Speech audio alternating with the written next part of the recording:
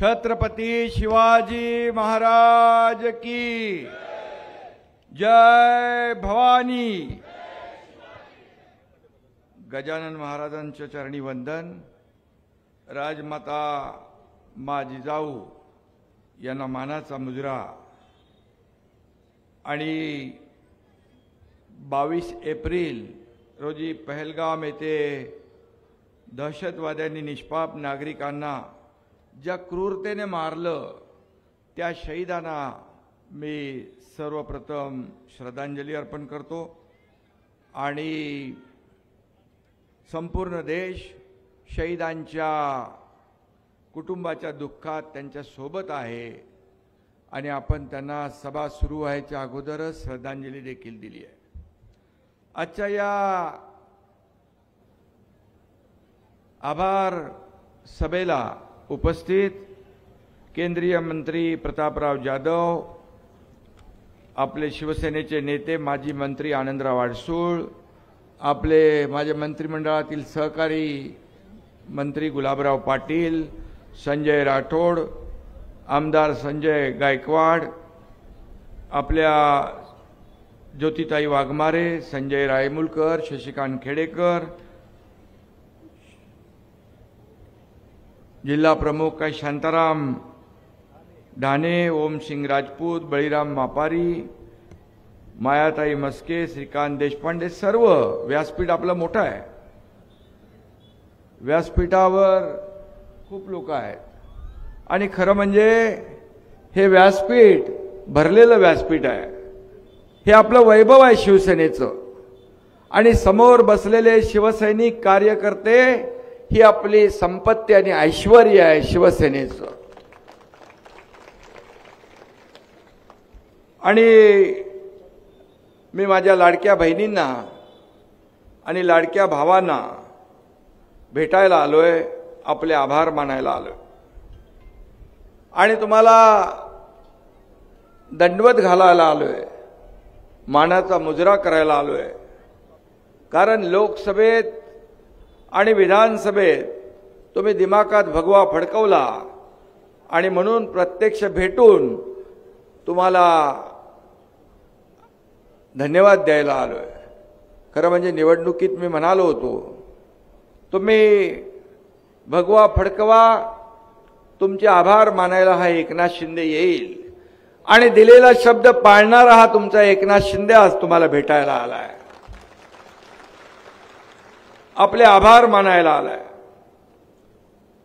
गेले अनेक दिवस मी महाराष्ट्रात फिरतोय आणि जिथं जातो तिथं असंच प्रचंड स्वागत, माझ्या लाडक्या बहिणी, लाडके भाऊ, लाडके शेतकरी, लाडके ज्येष्ठ स्वागतही करतात, आशीर्वादही देतात आणि खरं म्हणजे तुमच्या प्रेमाचा पाऊस एवढ्या भर उन्हाळ्यामध्ये या ठिकाणी एवढ्या उन्हात आपण खऱ्या अर्थाने उपस्थित झालात आणि मगाशी गुलाबराव म्हणाले की एवढ्या उन्हात, एवढ्या कडक उन्हाळ्यामध्ये आज किती टेम्परेचर आहे?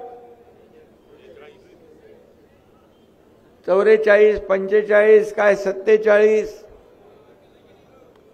पण खऱ्या अर्थाने उन्हाळ्यातही जनतेच्या प्रेमाच्या पावसात भिजणारा हा तुमचा लाडका भाऊ इथं आलेला आहे आणि खऱ्या अर्थाने मी मनापासून धन्यवाद आपल्याला देईन की असं प्रेम जे आहे हे प्रेम सगळ्यांच्या नशिबात नसतं। मी भाग्यवान आहे आणि म्हणूनच मी मुख्यमंत्री जेव्हा होतो तेव्हा देखील एक कार्यकर्ता म्हणूनच मी काम केलं आणि कालही कार्यकर्ता म्हणून काम केलं, आजही कार्यकर्ता म्हणून काम करतो आणि उद्याही कार्यकर्ता म्हणूनच काम करणार आहे।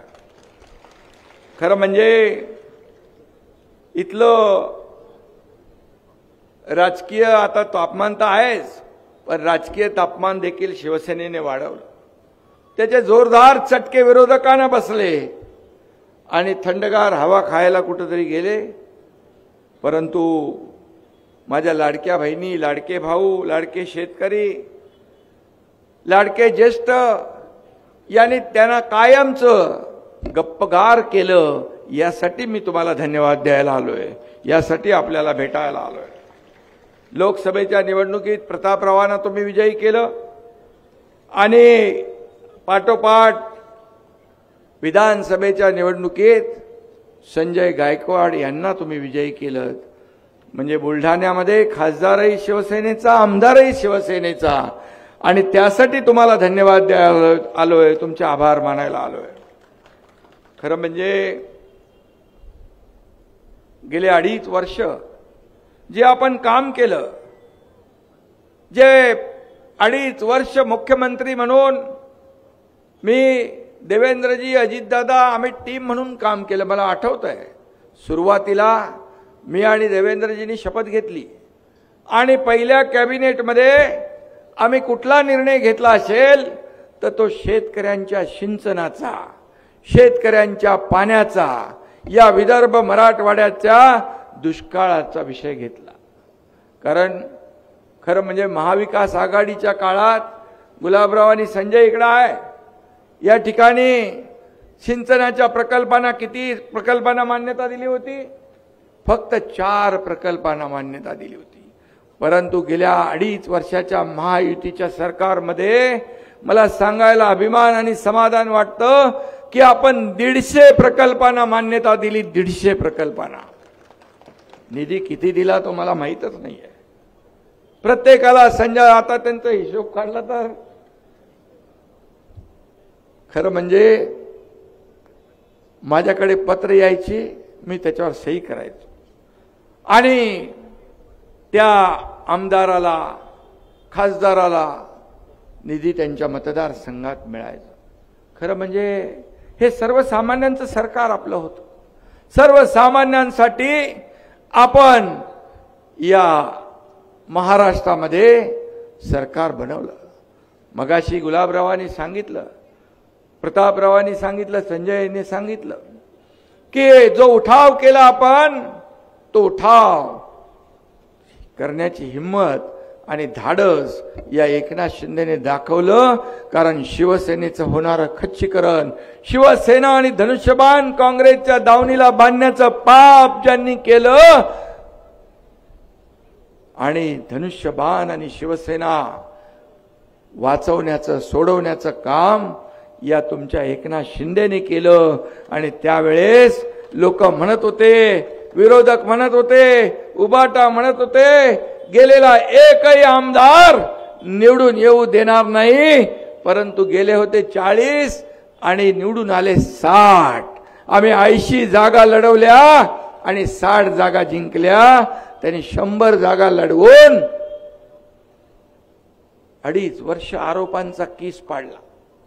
परंतु 100 जागा लढवून 20 जागा जिंकल्या आणि गुलाबरावांनी सांगितलं 7 जागा, 8 जागा आपल्या अगदी किरकोळ मताने पडल्या. मग मला सांगा, तुम्ही म्हणाला होतात की न्यायालयाने आमच्या विरोधात निकाल दिला, निवडणूक आयोगाने आमच्या विरोधात निकाल दिला, ईव्हीएमचा घोटाळा केला, आता आम्ही जनतेच्या न्यायालयात जाऊ. मग जनतेच्या न्यायालयात गेल्यानंतर या महाराष्ट्रातल्या तमाम जनतेने या एकनाथ शिंदेवर, शिवसेनेवर, तुमच्यावर विश्वास ठेवून 60 आमदार निवडून दिले. मग खरी शिवसेना कोणाची? बाळासाहेबांचे विचार पुढे घेऊन जाणारी शिवसेना कोणाची? धर्मवीर आनंद दिघे साहेबांचे विचार पुढे घेऊन जाणारी शिवसेना कोणाची? आणि सर्वसामान्य माणसाला न्याय देणारी शिवसेना कोणाची? याच्यावर शिक्कामोर्तब या महाराष्ट्रातल्या जनतेने केलं. त्यासाठी मी तुमचे आभार मानायला आलो. आणि माझ्या लाडक्या बहिणी यांनी तर चमत्कार केला. मगाशी गुलाबरावांनी सांगितलं. खरं म्हणजे लाडक्या भावांनी केला, लाडक्या बहिणींनी सांगितलं सगळ्यांना, यावेळेस बिलकुल दुसरं काय करायचं नाही. आणि म्हणून या लाडक्या बहिणींच्या योजनेमध्ये देखील खोडा घालण्याचं काम केलं. कोर्टात गेले, विरोध केला, काय काय बोलले, तुम्ही काय भीक देताय का, तुम्ही काय विकत घेताय का, ही चुनावी जुमला आहे. पण माझ्या लाडक्या बहिणींना मी तेव्हा सांगितलं होतं, निवडणुकीच्या प्रचाराच्या वेळेस सांगितलं होतं, ज्यांनी तुमच्या योजनेत खोडा घातलाय त्यांना निवडणुकीमध्ये चांगला जोडा दाखवा. आणि तुम्ही तर चांगला जोडा दाखवला आणि चांगला वाजवला आणि 237 आमदार या महायुतीचे निवडून आले. पद येतात, पद जातात, पुन्हा येतात. सत्ता येते, सत्ता जाते, पुन्हा येते. पण बाळासाहेब सांगायचे, नाव जाता कामा नये आणि त्यासाठी आपण काम करतोय. आणि म्हणून पद वर खाली होता, परंतु मला अभिमान आहे, मला समाधान आहे की या सर्व पदांपेक्षा या महाराष्ट्रातल्या करोडो माझ्या लाडक्या बहिणींचा लाडका भाऊ ही मला मिळालेली ओळख सगळ्या पदापेक्षा मोठी आहे. आणि म्हणून आता मग एक कॉमन मॅन पोस्टर आणले इकडे, कोणी काय लिहिले, संघर्ष योद्धा. मी आपल्याला सांगतो, मी जेव्हा सीएम मुख्यमंत्री होतो तेव्हा लोक म्हणायचे सीएम म्हणजे चीफ मिनिस्टर. मी म्हणायचो सीएम म्हणजे कॉमन मॅन, सर्वसामान्य माणूस हा आपला केंद्रबिंदू आहे. देवेंद्रजी आता मुख्यमंत्री आहेत, मी डीसीएम आहे. आता मी म्हणतो डेडिकेटेड टू कॉमन मॅन, सर्वसामान्य माणसाला आपण बांधील आहोत. सर्वसामान्य माणसाची नाळ तुटता कामा नये. आणि म्हणून जो होतो तसाच आहे गुलाबराव, यापुढेही तसाच राहणार आहे. या एकनाथ शिंदेमध्ये कधी बदल होणार नाही हे आपल्याला सांगतो. आजही 24/7 काम चालू आहे. आज आपण पाहतोय की जेव्हा जिथे आपत्ती येते, मग महाराष्ट्रात कोल्हापूरचा पूर असो, सांगलीचा असो, खेडचा असो, महाडचा असो, महालक्ष्मी एक्सप्रेस असो, केरळचा पूर असो, उत्तराखंडचा पूर असो, हा एकनाथ शिंदे सगळी टीम घेऊन तिथं पोहोचण्याचं, त्यांना मदत करण्याचं काम नेहमी केलंय. आणि ज्या दिवशी पहलगामचा भ्याड हल्ला झाला, त्या भ्याड हल्ल्यामध्ये आपण पाहिलं अतिशय दुर्दैवी हल्ला. हा देशावरचा हल्ला आहे, हा भारतावरचा हल्ला आहे. आणि मोदीजी म्हणाले भारताच्या आत्म्यावरचा हल्ला, देशाच्या आत्म्यावरचा हल्ला. आणि तिथं मी जायच्या अगोदर खासदार डॉक्टर श्रीकांत शिंदे यांची टीम ज्या दिवशी हल्ला झाला त्या दिवशीच रात्री पोहोचली. आणि ते तिथून आपल्या महाराष्ट्रातल्या लोकांचं बोलणं मला करून देऊ लागले. सकाळी पुन्हा बोलणं सुरू झालं. आणि त्या ठिकाणी जे निरपराध बेकसूर आपले पर्यटक, आपले नागरिक गेले होते, त्यांची अवस्था अतिशय बोलल्यानंतर मला जाणवत होतं. त्यातले 6 लोक आपले महाराष्ट्रातले होते जे शहीद झाले. 27 लोक शहीद झाले. हा दुर्दैवी हल्ला होता. आणि त्यावेळेस त्यांना आधार देण्याची आवश्यकता होती, त्यांना मॉरल सपोर्ट पाहिजे होता. आणि म्हणून त्यावेळेस कुणी आपला मुलगा गमावला, कुणी आपला भाऊ गमावला, कुणी आपला जीवन साथी गमावला. आणि अशा परिस्थितीत मी जेव्हा त्यांच्याशी बोलत होतो तेव्हा ते सांगत होते, तुम्ही आम्हाला फोन केला, आम्हाला फार आधार वाटतोय, बरं वाटतंय, पण आम्हाला लवकरात लवकर आमच्या घरी पुन्हा परतायचं आहे. मग मला हा एकनाथ शिंदे, मी कसा तिथे माझं मन अस्वस्थ होत होतं. आणि मग सरळ मी गेलो निघून काश्मीरमध्ये, श्रीनगरमध्ये गेलो. तिथं टीम आपली घेऊन गेलो. विमानं आली, सगळं आलं. मुख्यमंत्री देखील त्या ठिकाणी प्रशासनाबरोबर बोलत होते, सातत्याने समन्वय होता. एक आपले मंत्री गिरीश महाजन अगोदर गेले, प्रतापराव जाधव पण गेले तिकडे. आणि मग त्या ठिकाणी मला वाटतं बुलढाण्याचे लोक पण आपण इकडे आणले. बुलढाण्यामधून 50-60 लोक होते, 51 लोक होते. आणि म्हणून मग हा एकनाथ शिंदे फक्त लांबून बोलून सांत्वन करणारा, आधार देणार. मी त्यांना भेटल्यानंतर त्यांच्या भावना मी पाहिल्या, माझ्या लाडक्या बहिणींच्या भावना पाहिल्या, छोट्या मुलांच्या भावना पाहिल्या, ज्येष्ठांच्या भावना पाहिल्या. ते म्हणाले, आता तुम्ही आलात, आता आम्हाला खात्री आहे की आम्ही पुन्हा सुरक्षित सुखरूप आमच्या घरी जाणार. आता आम्हाला कुठली शंका राहिली नाही. आणि म्हणून मी आपल्याला एवढंच सांगतो की हा जो काय हल्ला होता हा दुर्दैवी हल्ला होता. आणि म्हणून त्या ठिकाणी जाणं हे माझं कर्तव्य होतं. त्यामध्ये देखील राजकारण करतायत. गावाला गेला की राजकारण, शेती करायला गेला म्हण, अरे शेतकऱ्याचा मुलगा आहे, मग शेती करणार नाही तर काय करणार. तुमच्यासारखा मी घरातून बाहेर पडतो, काही लोक घरातून बाहेर पडतच नाही. पण मी जेव्हा जेव्हा आपत्ती येते, आपदा येते तिकडे जातो. काही लोक घरातून बाहेर पडले की ते पार देशाच्याच बाहेर जातात. पण जाऊ द्या, त्यांचा त्यांना लक लाभ असो. आणि म्हणून हा हल्ला जो आहे हा संपूर्ण देशावर आहे. आपल्या 140 कोटी जनता आज देशाचे प्रधानमंत्री नरेंद्र मोदीजी यांच्या पाठी आहे. हा खरं म्हणजे देशाच्या शत्रूंनी, मी मगाशी म्हणालो तसा, भारताच्या आत्म्यावर केलेला हल्ला आहे. हल्ला करणारे दहशतवादी आणि त्यांचे मास्टरमाइंड यांना त्यांच्या कल्पनेपेक्षाही मोठी सजा होईल, शिक्षा होईल असं प्रधानमंत्री म्हणाले. आणि म्हणून ते बोलत नाहीत, त्यांनी कारवाई देखील सुरू केली आहे. आता या पाकड्यांना जरूर या ठिकाणी सजा मिळाल्याशिवाय राहणार नाही. आणि म्हणून पाकिस्तानचं कायमचं कंबरड मोडलं पाहिजे ही आपल्या सगळ्यांची भावना आहे. खून का बदला खून से. आणि या पाकिस्तानला, या पाकिस्तानचं नामो निशान मिटवण्याचं सगळ्यांच्या मनामध्ये एक जे काय एक राग आहे, चीड आहे, संताप आहे. आणि म्हणून मी या ठिकाणी एवढंच सांगतो, लहू का हर कतरा तिरंगा बन जाएगा. लहू का हर कतरा तिरंगा बन जाएगा. जो हम पे वार करेगा वो खुद मिट जाएगा. आणि म्हणून पाकिस्ताननं आता संपवायची आता वेळ आली आहे. आणि म्हणून मोदीजी असतील, अमित भाई असतील, राजनाथ सिंग, केंद्र सरकार या ठिकाणी त्यांचे उरले सुरले दहशतवाद्यांचे अड्डे नष्ट करायची सुरुवात झालेली आहे. एका दहशतवाद्याचं घर बॉम्ब लावून उडवून दिलं, दुसऱ्याचं बुलडोजर फिरवला, हे सगळं सुरू झालेलं आहे. आणि म्हणून अब कोई हद नहीं, कोई सरहद नहीं, जो आग लगाएगा उसे जलाएंगे हम, असं म्हणून आपले सैन्याचे जवान तिथं काम करतायत. आणि म्हणून मला एवढंच सांगायचं आहे की आता अमित भाईंनी आणि मोदीजींनी सांगितलंय, पाकिस्तानच्या लोकांनी देश सोडून चालतं व्हा.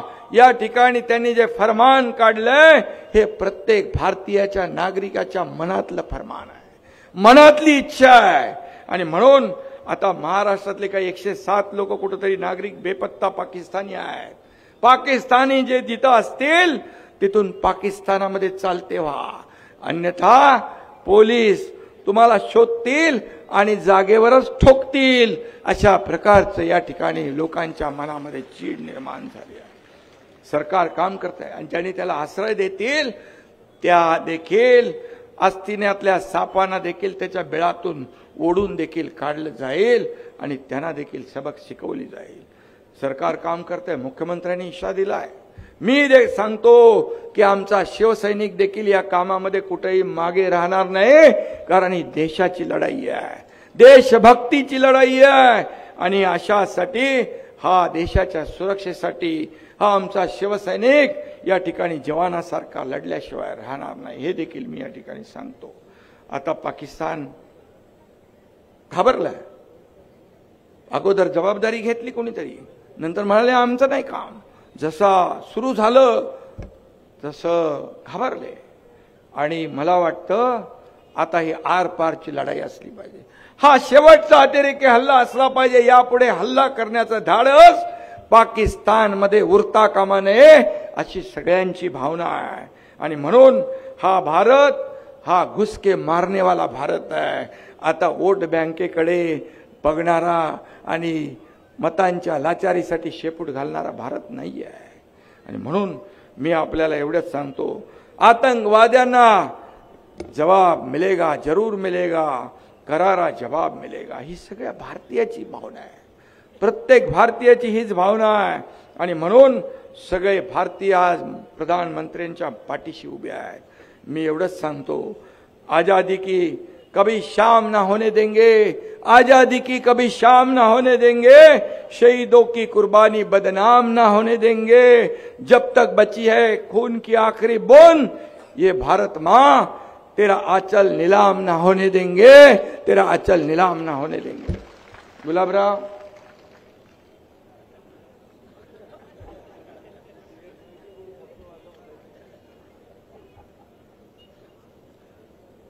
हे मनातलं आहे, हे मनापासून आहे, ही देशभावना आहे.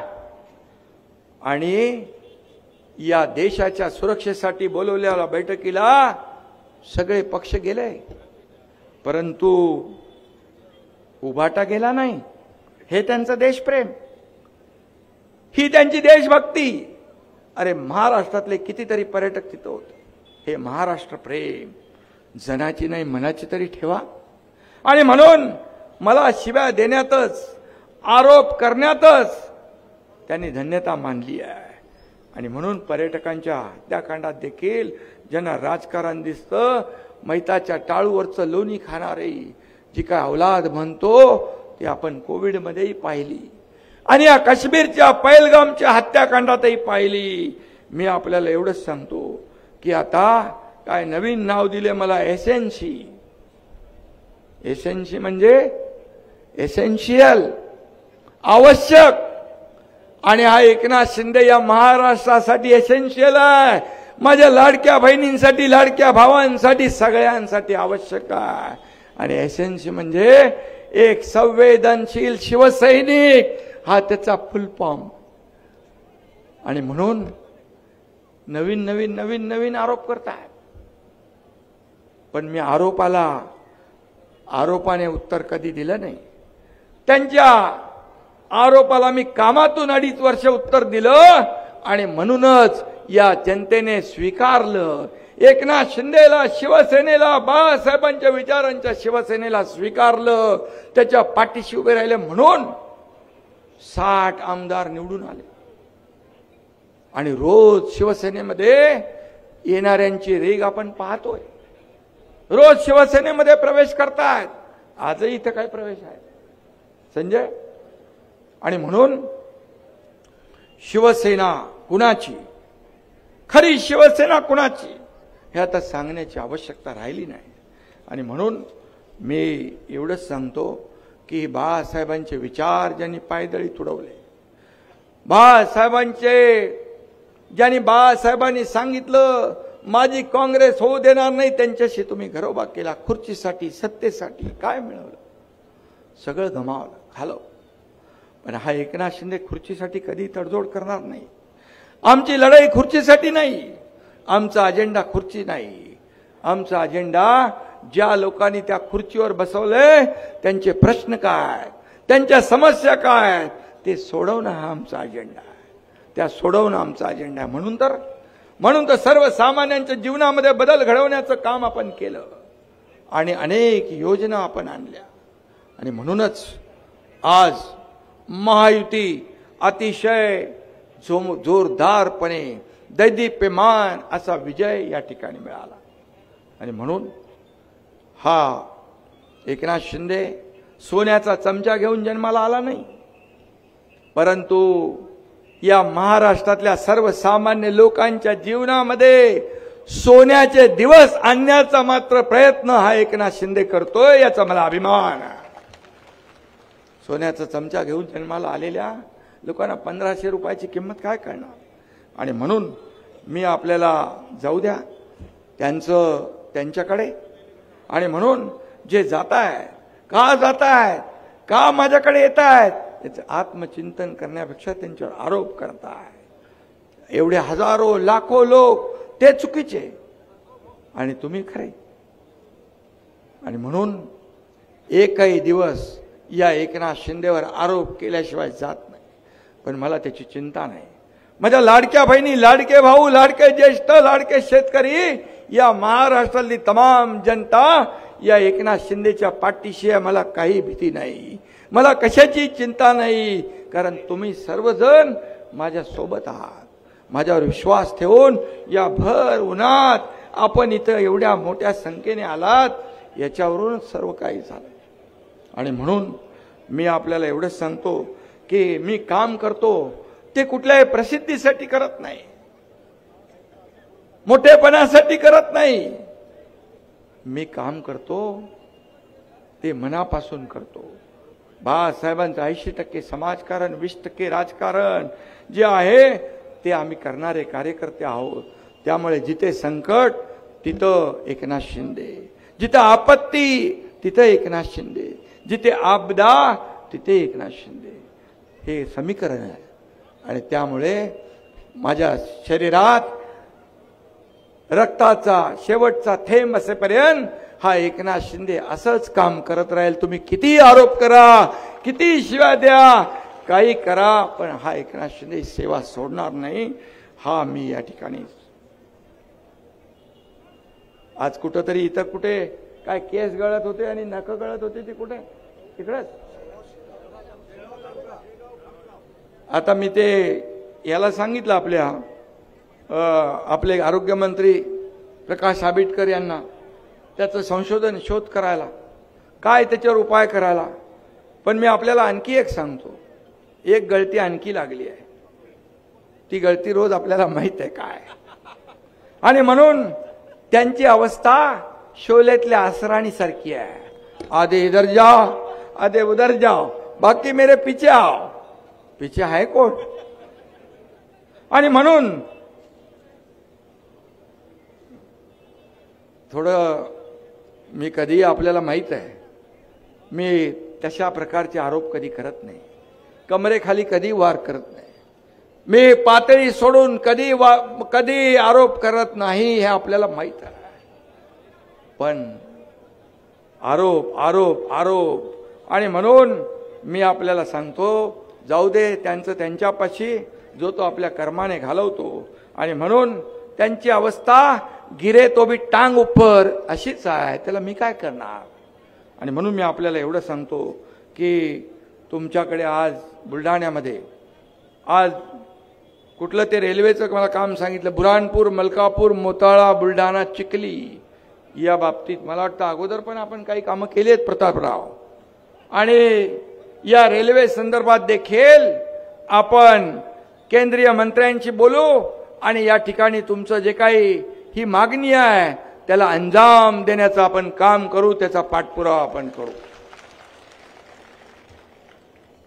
मोताळा औद्योगिक क्षेत्र जाहीर करण्यासाठी त्या कामाला देखील गती देण्याच्या सूचना दिल्या.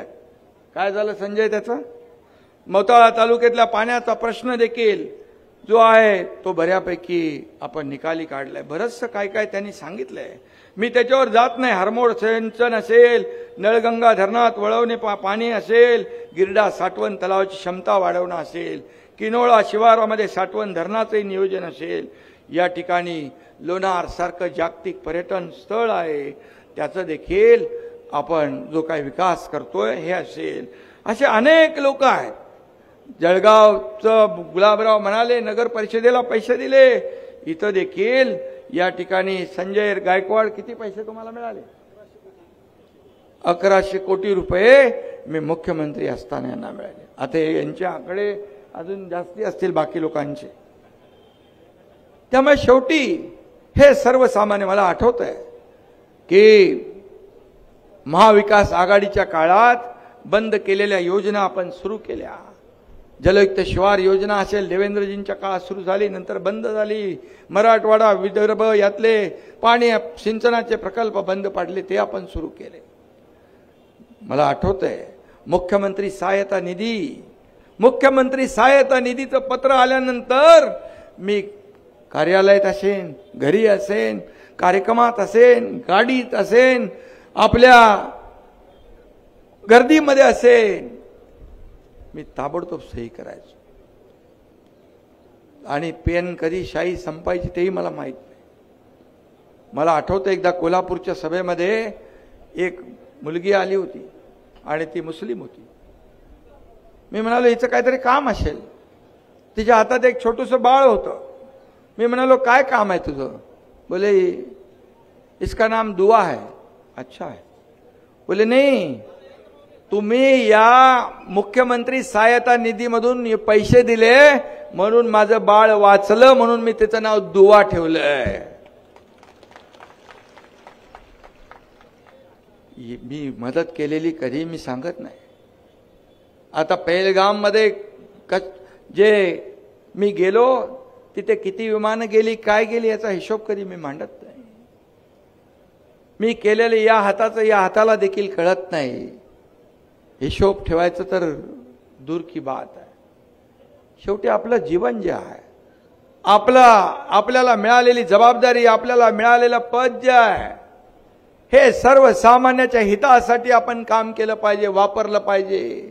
माझ्या अगोदरच्या मुख्यमंत्र्यांनी महाविकास आघाडीच्या 2.5 वर्षामध्ये 3 कोटी मुख्यमंत्री सहायता निधी दिला होता. 3 कोटी. आणि मी 400 कोटी रुपये मुख्यमंत्री सहायता निधीमधून वाटले. हा फरक आहे, हा फरक आहे. शेवटी हे लोकांचे पैसे, लोकांचे जीव वाचवण्यासाठीच खर्च झाले पाहिजे. आणि माझ्या लाडक्या बहिणींना देखील सांगतोय मी, आपण चिंता करू नका.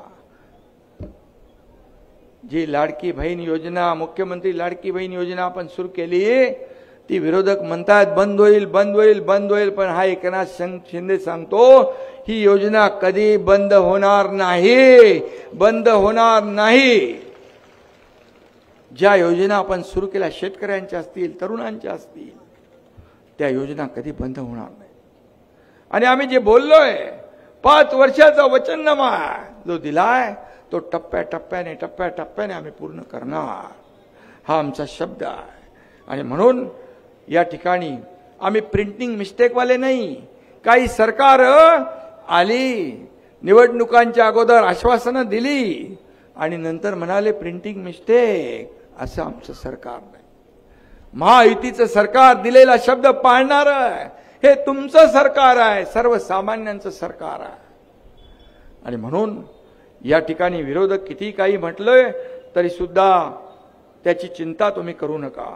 या ठिकाणी आज आपण ज्या योजना केल्या, या योजना आतापर्यंतच्या इतिहासामध्ये मला वाटतं कधी एवढ्या योजना आणि एवढा विकास या महाराष्ट्राने पाहिला नाही, तेवढा आपण केला. आणि म्हणून या क्रांतिकारी योजना ज्या आहेत त्यामध्ये मग मुलींचं मोफत शिक्षण असेल, शेतकऱ्याच्या योजना असतील, अनेक योजना आपण केल्या, मी त्याच्यात जात नाही. पण या योजना देशातल्या क्रांतिकारी योजना ठरल्या आणि योजनांनीच या महाराष्ट्राच्या निवडणुकीमध्ये क्रांती केली आणि क्रांतिकारी विजय मिळवून दिला. ही वस्तुस्थिती आहे. आणि म्हणून मी आपल्याला एवढंच सांगतो की हे सर्वसामान्यांचं सरकार आहे. आणि म्हणून या तुमच्याकडे संजय आणि प्रतापराव बांबूची लागवड सुरू झाली का? अरे इकडे बुलढाणा जिल्ह्यामध्ये बांबूची लागवड जी आपण, आणि मी काय म्हणजे बांबू म्हणजे काय विरोधकांना बांबू लावा म्हणून नाही म्हणत आहे. बांबूची लागवडसाठी आपण MREGS मधून त्याला अनुदान देतोय 6 लाख 7 लाख रुपये हेक्टर. आणि ती देखील नवीन योजना आपण सुरू केली आहे. आणि म्हणून शेतकऱ्यांना पैसे मिळाले पाहिजे. मला वाटतं बुलढाणा जिल्ह्यामध्ये 1000 हेक्टरचे कन्सेंट शेतकऱ्यांचे घेतलेत. आणि म्हणून या ठिकाणी ते मी बोललो. त्याचा दुसरा काय पत्रकारांनी अर्थ काढू नका. बांबू हा दुर्लक्षित होता, पण प्रधानमंत्री मोदीजींनी त्याचं महत्त्व वाढवलं, त्याला प्राधान्य दिलं. तर ऑक्सिजन ज्यादा सोडतो, कार्बन डायऑक्साईड ज्यादा शोषतो आणि त्याच्यापासून कितीतरी फर्निचर बिर्निचर हे सगळं आहे. आणि म्हणून बोललो मी. आणि म्हणून ज्यांना काय अर्थ काढायचं त्यांनी घेऊ द्या अर्थ काढून.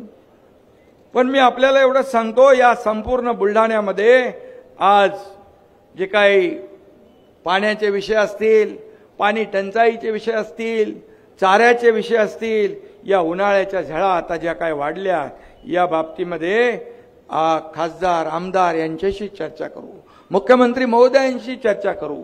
आणि खऱ्या अर्थाने हा बुलढाणा जो आहे विदर्भाचं महाद्वार आहे. आणि म्हणून आपल्याला मी सांगतो, इथं योजनांसाठी पैसे कधी कमी पडू देणार नाही, एवढा शब्द आपल्याला मी या ठिकाणी देतो. आणि म्हणून आम्ही जे शब्द देतो मगाशी म्हटल्याप्रमाणे तो शब्द पाळण्याचं काम करतो। मी एवढंच सांगतो, आता विधानसभा लोकसभा झाल्या, आता आपल्याला विधानसभा विसरून महापालिका, जिल्हा परिषदा, पंचायत समित्या या निवडणुकांकडे लक्ष द्यायचं आहे। घराघरात शिवसेना पोचवायची आहे, विचार पोचवायचे आहेत, शिवसेना लोकांच्या मनामनामध्ये गावागावात पोचवायची आहे। आणि म्हणून या ठिकाणी भगवा हातात घालून आपण पुढे गेलं पाहिजे। भगवा म्हणजे एक विचार आहे, भगवा म्हणजे झंझावात आहे, भगवा म्हणजे तलवारीची धार आहे, जिजाऊचा आशीर्वाद आहे। हा भगवा आपण अभिमानाने डौलाने फडकवतोय। आणि म्हणून हे सर्वसामान्य लोकांची अपेक्षा पूर्ण करण्यासाठी शिवसैनिक रात्रंदिवस काम करतात। मी नेहमी सांगतो, व्यासपीठावर बसलेले आमचे नेते, आमदार, खासदार, मंत्री या सगळ्यांना हा शिवसैनिक मोठं करतो, निवडणुकीत मरमर काम करतो आणि शिवसेना वाढवण्यासाठी काम करतो। फक्त मी एवढंच सांगतो, हा जेव्हा शिवसैनिक कार्यकर्ता जेव्हा संकटात असेल, जेव्हा अडचणीत असेल, मग त्या अडचणीत आपण धावून जाणं हे अपेक्षा असते त्याला, हे कर्तव्य आपल्या मोठ्या नेत्यांनी सगळ्यांनी पार पाडलं पाहिजे। तर तो कार्यकर्ता आपल्या जीवाला जीव देण्यात कधी मागे पुढे बघणार नाही। आणि म्हणून आज हा कार्यकर्ता जपला पाहिजे। हा कार्यकर्ता आहे म्हणून आपण आहोत। आणि हा शिवसेना पक्ष जो आहे हा कार्यकर्त्यांचा पक्ष आहे। इथं कोणी नोकर नाही, मालक नाही, इथं कोणी घरगडी नाही, इथं सगळे सवंगडी आहेत। बाळासाहेब जसं म्हणायचे, हे माझे सगळे सवंगडी आहेत, सहकार्यानं सवंगडी। आता काही लोक म्हणतात नोकर आणि मालक, पण शेवटी हा कार्यकर्त्यांचा पक्ष आहे। हा कार्यकर्त्यांचा पक्ष इथं जो काम करेल तो पुढे जाईल। आणि म्हणून या ठिकाणी आपल्याला मी सांगतो, पदाधिकाऱ्यांना पण जे काम करणारे कार्यकर्ते आहेत, चांगले कार्यकर्ते मनापासून शिवसेना वाढवण्याचं काम करतात, त्याच्या जबाबदाऱ्या द्या। हा माझा, हा तो परका, हा जवळचा, हा लांबचा, हे आपल्या पदाधिकाऱ्यांनी देखील करता कामा नये, हे मी नेहमी सांगत असतो। आणि म्हणून सर्वसामान्य शिवसैनिक, मगाशी म्हणालो, हीच आपली संपत्ती आणि ऐश्वर्य आहे, हे आपण जपलं पाहिजे, हे आपलं सांभाळलं पाहिजे, हे आपलं आपण वाढवलं पाहिजे। आणि सर्वसामान्य माणसाला शिवसेनेकडून मोठ्या अपेक्षा आहेत। कधी रात्री अपरात्री काही संकट आलं, काही आपत्ती आली तर शिवसैनिक धावून येईल, मदतीला धावून जाणार हात हा शिवसैनिकाचा असतो, हे प्रत्येकाला, नागरिकाला आपल्याकडून अपेक्षा आहे। आणि म्हणून आपण ते काम केलं पाहिजे। संजय गायकवाड हे तुमचे झुंजार नेते आहेत। या ठिकाणी एवढ्या भर उन्हामध्ये आपण या ठिकाणी आलात, आपल्याला धन्यवाद द्यायला मी आलोय। रस्त्यावर उतरून त्यांनी काम करतात, मोठे मी पाहिले पुतळे सगळीकडे आहेत महापुरुषांचे, महापुरुषांचा इतिहास इथं आहे। पण कधी कधी भावनेच्या भरात संजय राव थोडा वाहून जातो। आपण जबाबदार शिवसैनिक आहोत, आमदार नंतर, मंत्री नंतर, आपण जबाबदार शिवसैनिक आहोत। आणि म्हणून शिवसैनिक म्हणजे आपली शिस्त। गुलाबराव त्याचं व्याख्या सांगतात नेहमी। आणि म्हणून शिस्त पाळणारा हा शिवसैनिक आहे। आणि म्हणून आपण कुणाचं कोणी काही ठराविक कुठलंही क्षेत्र असू द्या, पोलिसांचं असू द्या, राजकारण, राजकीय क्षेत्र असू द्या, काही असू द्या, त्याच्यामध्ये काही लोक चूक करतात। संपूर्ण ज्या बाबतीमध्ये ज्यांच्या चुका असतील त्यांना आपण दोष दिला, काही प्रॉब्लेम नाही। परंतु संपूर्ण संजयनी सकाळी प्रेस कॉन्फरन्स पण घेतली आणि त्याच्यामध्ये खुलासाही केला की त्यांचा बोलण्याचा उद्देश अख्ख्या पोलीस दलाच्या बाबतीत नव्हता, कारण हे पोलीसचे आहेत। हे पोलीस खऱ्या अर्थाने हे पोलीस दल त्याग आणि शौर्याचं प्रतीक आहे।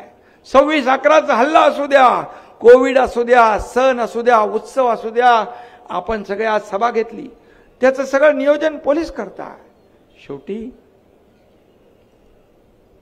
रात्रंदिवस राबणारा, सगळे सण उत्सव बाजूला ठेवून आपलं रक्षण करणारा हा पोलीस आहे। आणि म्हणून आज आपण आनंदाने सण उत्सव साजरे करतो। आणि संजयराव, तुमच्या पोलिसांच्या बद्दल तक्रारी काही लोकांच्या असतील, तुम्ही माझ्याकडे, मुख्यमंत्र्यांकडे दाद मागा। परंतु आपण खुलासा केला, आपल्या कुठल्याही वक्तव्यामुळे पोलीस दलात त्यांचं खच्चीकरण होता कामा नये, त्यांची प्रतिमा मलिन होता कामा नये, हे आपले कर्तव्य आहे. शेवटी वर्दीचा आदर आपण केला पाहिजे. आनंद दिघे साहेब नेहमी सांगायचे, आनंद दिघे साहेब नेहमी सांगायचे, पोलीस आले की पोलिसांचं पहिलं काम ऍडमिशनचं असू द्या, कसलंही काम असू द्या, ते करायचे. आणि आम्हालाही सांगायचे वर्दीचा आदर शिवसैनिकांनी राखला पाहिजे. आणि म्हणून ज्यांच्या काही लोक प्रत्येक क्षेत्रामध्ये असतात, हाताच्या बोटावर मोजण्या इतके, परंतु संपूर्ण ते क्षेत्र आपल्याला दोषी धरता येणार नाही. आणि म्हणून संजयराव, तुम्ही एवढं काम करताय, एवढं निधी आणलाय, एवढ्या या आमदार म्हणून काम किती वेळा निवडून आले तुम्ही? आता दुसऱ्यांदा निवडून आले आणि तुमची हॅट्रिक पण होईल, काळजी करू नका. काम करत राहा, काम करत राहा, काम करत राहा. शेवटी जनता तुमच्या पाठीशी आहे. आणि म्हणून मी आपल्याला एवढंच सांगतो, मी देखील काल त्यांना फोन केला, मी नाराजी व्यक्त केली, कारण शेवटी आपण जबाबदार, आपला शिवसेना हा जबाबदार पक्ष आहे, आपण काम करणारे लोक आहोत. आणि म्हणून मी आजची ही, आणि बघा कोणाच्या डोक्यामध्ये नाही आहे, हे पहिल्याच सभेमध्ये इकडं ते काय लावले,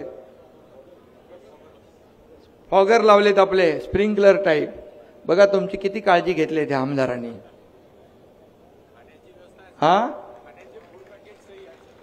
सगळी व्यवस्था त्यांनी केले. हे खरं म्हणजे हे नियोजन, हा कार्यकर्ता जो असतो तेच हे करू शकतो. आणि म्हणून कार्यकर्ता आपल्या कार्यकर्त्यांची कदर आणि काळजी घेत असतो. आणि म्हणून संजय गायकवाड, तुम्हाला या तुमच्या मतदारसंघासाठी जे जे काही लागेल तिथं कुठेही काही कमी पडणार नाही, हा शब्द मी या ठिकाणी द्यायला आलोय. खासदार आपले आहेत, ते आता मंत्री आहेत, त्यांनाही मी सांगितलंय, फक्त तुमचा मतदारसंघ परत मर्यादित राहता कामा नये. आपल्याला दिलेलं पद, जबाबदारी, याचं पक्षाला, जनतेला फायदा झाला पाहिजे. आणि म्हणून आयुष मंत्रालयातून तुमचे काय चालू इकडे काय केलं की नाही? आमच्या गावाला पण काहीतरी करतात.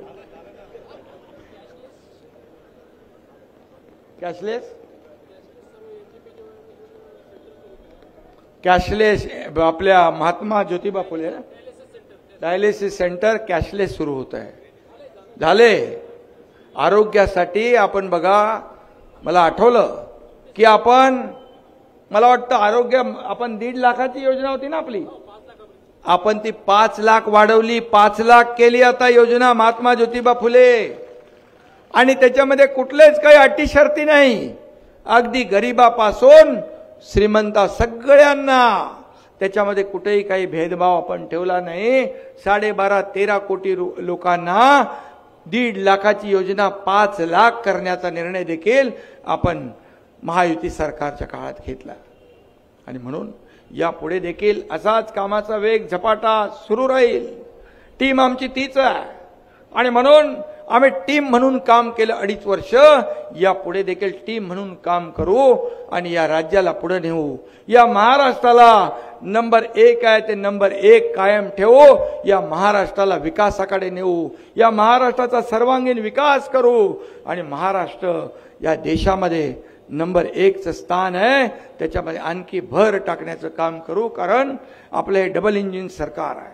आपल्याला केंद्र देखील रेल्वे विभाग असेल, आयुष मंत्रालय असेल, आरोग्य विभाग असेल, रस्ते असतील, दिवा, अनेक योजना ज्या आहेत त्याच्यामध्ये देखील केंद्र सरकार आपल्याला मदत करतं, मोदीजी मदत करतात. आणि म्हणून या विकासाला कुठेही पैसे कमी पडणार नाही. पुन्हा पुन्हा मी सांगण्याचं कारण एवढंच की शेवटी हे सरकार जे आहे, हे सरकार स्थगिती सरकार नाही, हे सरकार स्पीड ब्रेकर सरकार नाही, हे विकासाचं सरकार आहे, हे प्रगतीचं सरकार आहे, हे समृद्धीचं सरकार आहे. आणि म्हणून तुम्हाला मी खास धन्यवाद या ठिकाणी द्यायला आलो. आणि भर एवढ्या तळपत्या उन्हामध्ये आपण एवढ्या मोठ्या संख्येने आलात, त्याबद्दल मी आपले आभार मानतो. पुन्हा एकदा आपल्याला धन्यवाद देतो आणि थांबतो. जय हिंद, जय महाराष्ट्र. 2 मिनिट बसा. छत्रपतींची निष्ठा आणि प्रतिष्ठा बाळगणारे, सामान्यांची शक्ती शेतकऱ्यांची भक्ती असणारे लोकनेते सन्माननीय राज्याचे उपमुख्यमंत्री एकनाथराव शिंदे साहेब यांच्या घोषणा योजना आपण